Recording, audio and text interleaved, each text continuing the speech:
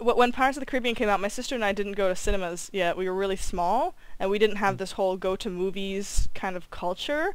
So we just went to the DVD rental store, and we saw Pirates of the Caribbean, and we only knew the Disneyland ride, and we loved the Disneyland rides. We were like, oh, hey, a movie based on the Disneyland ride, and we had no idea what to expect. And see, the thing is, like, a lot of people like the movie because they like Johnny Depp.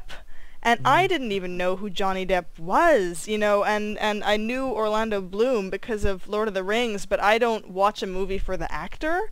I watch a movie for the movie, and we watched the movie, and we didn't know what to expect.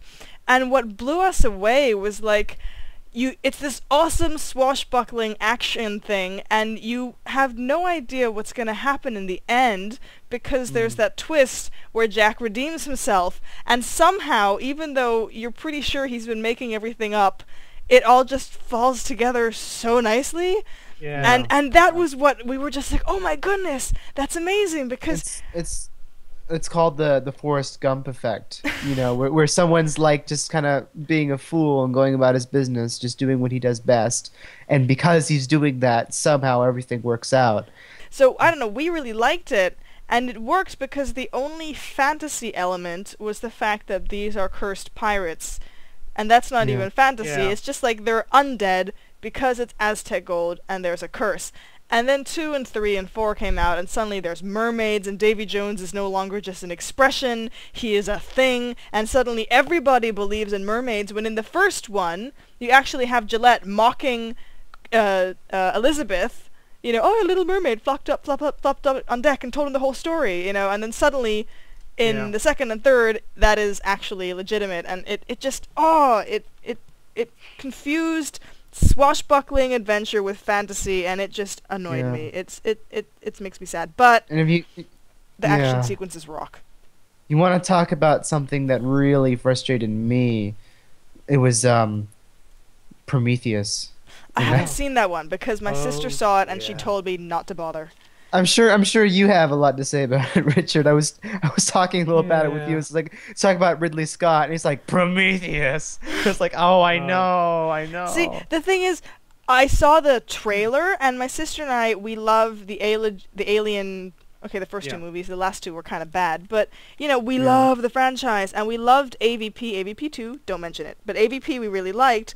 Yeah, I thought it was good. It was awesome. We were like, oh my god, aliens and Preds in one movie, love. But and so we saw the ad for Prometheus, and we were just like, we're really excited for it. And then again, I was out of the country when it came out. I was in Germany, and my sister saw it, and she goes on Skype a few days later, and she goes, don't see Prometheus. It's crap. And so I haven't seen it because she just told me how bad it was. I watched it, and I had to really think about what it was that bothered me. And it was like, it's like you just watch it and you're just confused and angry at everything. But what it really was for me, and Richard, introduct if you disagree, because I want to hear your opinion on this. I will introduct. Again with the stuffy nose. I'm sorry. It's early in the morning. No, but no, what it was that really started pissing me off is that those writers, again, they were Lost writers. And the problem with Lost is that they had all of these fantastic ideas and good character developments and all these great things, but instead of like addressing each problem as you introduce it, they just started introducing more problems and then addressing none of them. You know, not some of them, not most of them, none of them. None of the answers are revealed at the end of the film, and you're just kind of left. And like it's weird. There are things that seem to be purposely throwing you, like the alien ship where we discover the alien in the first movie. You know, the one that looks like a weird double-sided penis. Anyway. Yes. But anyway, that's you know what that's people were saying to me, that they would forgive the film if only that ship was the ship. Yeah, If it you was see what I mean. weird But because it wasn't. like It was just one of many ships, and he just went, "Oh, please." what it was weird because like they would have that sequence where the ship flew up, but then it crashed into the mountain, and it's positioned pretty much exactly how we find it in the first Alien film. But if you look at like the text and stuff, it's not the same planet. It's this, but so it's like, so then what was the point? Yeah. Why did you do that? And so what it's like there was one writer who started writing the film, and then he's like, I'm bored. Or he was kicked out, and then another writer came in and had a completely different idea, and then he was quit out, and then some third writer came in. It's like, okay, I have to make a script, and then he just puts these two scripts together. That's what it felt like. It's like there was one idea, really cool, moving somewhere. Another idea, that's cool too. Let's have both of them in the movie, and then address none of the problems with them. And there's some characters in there. There's the normal cool team going on a mission, and there's one particular, he's the map guy, because he's good with maps, and he's got these amazing map robots that just sort of, which are brilliant, fantastic concept, and he sort of throws them up in the air and they float around and they start just sort of laser mapping the thing, sending the information back to the main ship, and suddenly before them, the whole complex starts to build out, and you think, wow, that's fantastic, that's brilliant. And then almost immediately, who is it that gets lost? It's the map guy. Yeah. And he goes, I'm lost. You go, what? You're the map guy. Of all the people who shouldn't get lost, it shouldn't be you. Yeah. And what? And then when when they were the robot, what's he called, Andrew or someone like that, the replicant android, he had some sort of subterfuge mission as well, which wasn't really clearly explained, and he infected one of the crew with some goo, and he turned into basically like a thing-like monster. Yeah. And again, you're thinking, well, why? And what is that doing? Where is that going? Yeah, you see, go ahead. And Mr. Weenland as well. So the main. What's antagonist? Is he? The inventor. Yeah, I suppose so. Yeah. Again, you're thinking, why are you here? There's no point in here. You're clearly, obviously, a younger man made up in makeup as well. That was another annoying thing. And while I'm on this, sorry, the engineers, those I'm sure you've seen them, Shamine. Those big, muscly guys. They look like rubber. Well, funnily enough, they're made of rubber. And you're thinking, well, we know that they're made of rubber, but normally they make them out of rubber and then make them look like flesh, because that's the sort of thing you think. That's how movies work. Yes. Yeah. And I know the people who did the effects, and I'm just going... I was so frustrated that I went into like a wiki page where someone figured out the movie, and it makes perfect sense. What it's supposed to be is that the idea is that what we've slowly learned in the Alien franchise is that the company on Earth knew that there was this alien life form out there and purposely wanted these miners to discover it and bring it back so they could use it as a weapon. That's what we discovered in the first film and in the second film. And then what Prometheus is supposed to be is that inventor guy, he's got his own agenda. And then the android is... Yeah, Weyland. The android is doing both Weyland's job and the company's. Weyland is supposed to help him with his own immortality thing, but he's also supposed to create the perfect weapon. And so he picks up the goo, and he finds the alien creature that bursts out of chests. And he takes these two substances and he mixes them together, and that creates the alien. And so he creates the monster. That's what the movie was supposed to be. And it's like, why do you so easily conveyed? Yes. Why do you have to make me Google it? Yes. See, that was actually that was an issue I had with okay. Oh fuck! I lost my thought. Language. Sorry. Oh frig! I lost my thought. Better. So I was talking about how Pirates of the Caribbean 2 and 3 could have been condensed into one movie, and you could have gotten rid of Davy Jones and just made it another bad pirate on the sea who was kidnapping people or something like that. Remove the fantasy, make it more swashbuckler, and it would have worked. And then she was talking about how it makes perfect sense, because I was going on about how you never figure out what Jack's relation to Cutler Beckett is. You know that they don't like each other, and you know that he branded him, but you don't know what the obsession is. And apparently, according to her, Jack Sparrow's ship, the Black Pearl, used to be under the employ of the East India Trading Company, and Jack Sparrow ditched and took the ship with him, which was Cutler Beckett's fastest ship. So he doesn't like Jack because Jack took his best ship. So not only is he trying to screw over the pirates, he's just trying to get back at Jack. And I'm just like, how do you know this? She goes, well, everybody knows. No, they have to go to the Wikipedia and look it up. And all I could think was, why didn't you do a story about that? Why didn't you roll back? Don't bring back. I mean, I love Barbossa, so I was kind of happy that he was back. But that was it, But I'm like, what if you just rolled back? That way, you could still have Barbossa, you could still have Jack Sparrow, and you could still have the British pompous navy. But you would have but you would have a story that made sense instead of waffling around, and you have so many loose ends. And I think. Sorry, go ahead. No, I feel like the problem nowadays is we can't come up with anything original anymore. We have to remake comics. We have to remake Pirates. We have to remake Star Wars. We have to remake Star Trek. We have to remake Aliens. It's called a recession.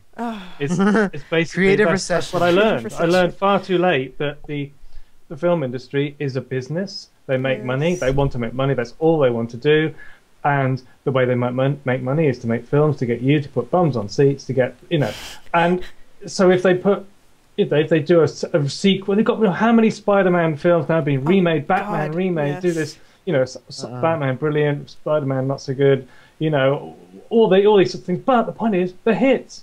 They're making money. That's it. That is it. Yeah. I was just wanted to say that one movie that came out that was like a kind of continuation of an old franchise that was really, really, really good was Toy Story 3.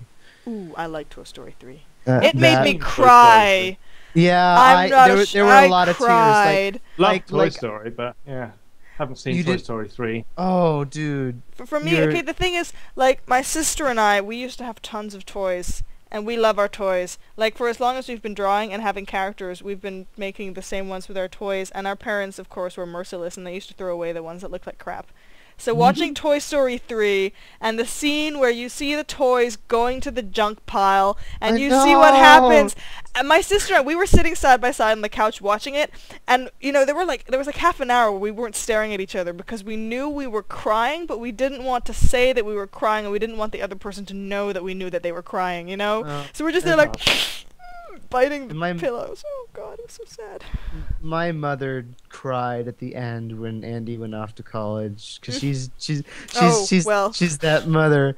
But I thought it was incredible because it's such a perfect continuation of where we left off in Toy Story 2. Because Toy Story 2 is all about how you're going to wear out. You're not going to last forever. It's not going to happen. And toys are meant to be outgrown. Yeah. And the end of that movie is, oh, what the hell? We can still enjoy the time we have now. Toy Story 3 is showing us that future, and it's putting it in your face and making them deal with it. And I just thought that was so brave of them. They could have just had another adventure, but they chose not to. They chose to really show us the grim reality. And it gets grim. Well, you know what? It is about this time of the day, funnily enough. All right. I can hang on for a bit longer. It's lovely to chat. I do enjoy it so much. Yes. I like calling because I can draw stuff and I don't have to alt-tab and type. Yeah. Yeah. Yeah. Cool. It's a laziness thing. Buyer, she's asking about teddy bears. Yes. Yeah. Yeah. And My Little Pony toys. Oh my God! Stop it! We do not sell those sorts of toys. Stop it! I mean, it's not even for my sake, for his, because he's clearly not digesting the fact very well. Okay, well, okay. Let me just say this: when I was a kid, I loved the toys.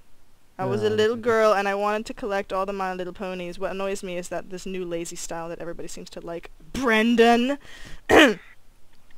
You hate me, don't you? You said it, not me.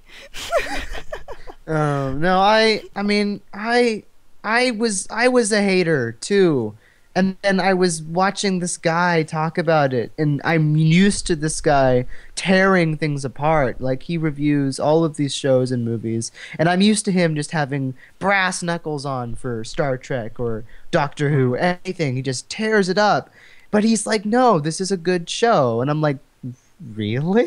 It looks pretty stupid. And he's like, no, it's sweet. It's like, any old kids show that we had growing up. And I'm a nostalgic person like that, and I'm still I'm the guy with, all seasons of Justice League on my computer that I watch from time to time. I'm the guy with Batman and to an extent Powerpuff Girls, but that's a little earlier. And I was just like, well, it's not exactly not up my alley, so let's give it a shot. And I liked it, And yeah, so I can tell you liked it. Oh man. See, the thing with me is I actually had a very sad childhood. I never had those cartoons. So I don't have a nostalgia for old cartoons, except for when I see them, and I just go, oh yeah, I remember that style from when I was a kid, but I never got to watch it myself because we didn't have cable. The only films I ever saw, and I think you could see it in my style, even though I never copied it directly, the only thing I ever saw was Disney, because my mom would go and she would rent VHS of Disney. Definitely the first thing I thought of when I saw the script was Disney. Yeah. So the only one that actually I watched as a kid was Captain Planet, and that was only when I was in the Philippines, because the Philippines would have reruns of really, really, really old shows. Captain Planet, I don't know that one. You don't know Captain Planet? Captain Planet, no. He's a hero, gonna take pollution He's a back hero. to zero. No, I don't. It's, You don't know? I know the I Justice League, and I do. know Batman and all these sorts of things, but I haven't really seen them. I've seen bits of them, but it's only in the last 3 years that I've had what I call magic telly, basically cable, and it's great. But it was just normal telly for forever. Yeah. So it was whatever was Whenever available. we're meant to be together. Sorry.